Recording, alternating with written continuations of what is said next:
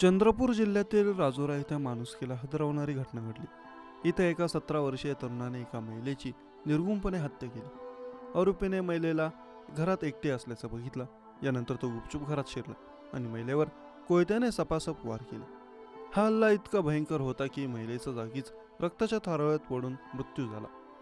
या प्रकरणी पोलिसांनी आरोपीला अटक देखील केली. आरोपीकडे प्राथमिक चौकशी केली असता त्याने एका सिगरेटसाठी हा खून केल्याचं समोर आलं.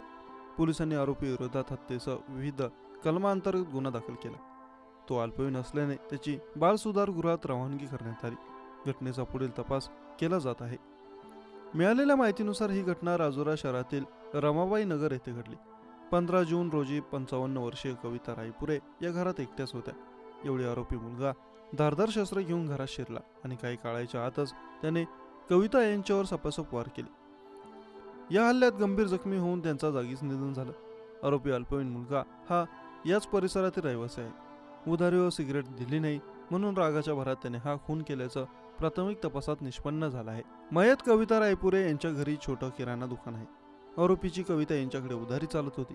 आरोपीची जवळपास 1000 रुपये उधारी असल्याने मयत महिलेने आधीची उधारी दिल्याशिवाय सिगरेट देण्यास नकार दिला.